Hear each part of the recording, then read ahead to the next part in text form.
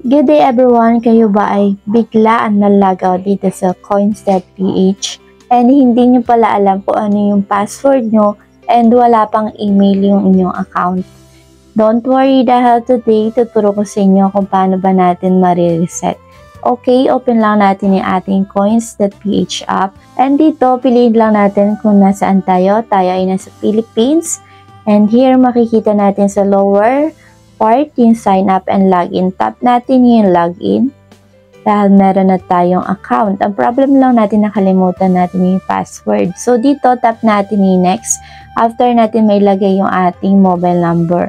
And dito pwede natin itap yung forgot and pin or itry muna natin yung naaalala natin password. Okay lang naman yan kahit ano yung piliin nyo. And dito sa recaptcha, pipiliin lang natin kung ano yung image na pinapahanap sa atin. For example, itong traffic lights.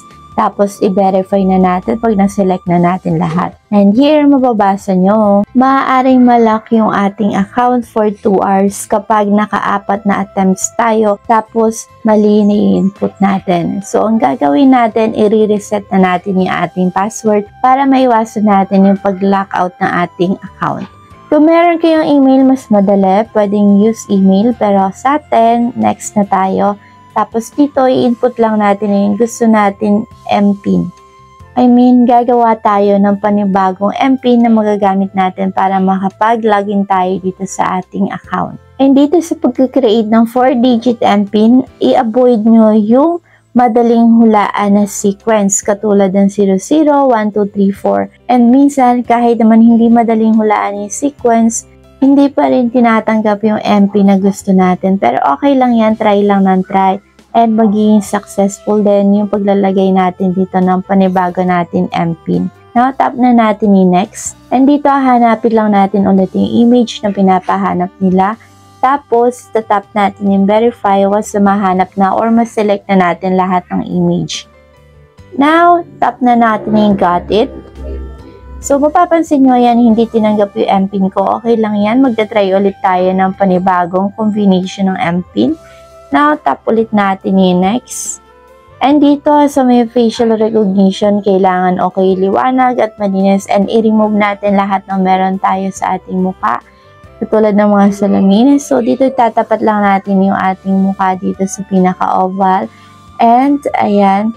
Hihintayin lang natin para naman ma-identify yung ating identity for verification na din yan. Now, kusa na yan mag-next page and titignan natin kung malalagin na nga tayo sa ating account. While loading pa mga kabombams, huwag niyong kalimutan mag-like and subscribe for good luck. Okay, so dito sa ating authentication code, magpapadala sila sa ating registered mobile number. I-input lang natin dito para makapasok na nga tayo sa ating account. Na kung ang problem nyo, wala kayong ma-receive na OTP sa loob ng 50 seconds na binigay nila, okay lang yan. Ulitin nyo lang yung naging procedure natin kanina. Okay, so once na ma-receive natin, input na natin dito. And here, mababasa natin yung MPIN updated and pwede na tayo mag-login sa ating account.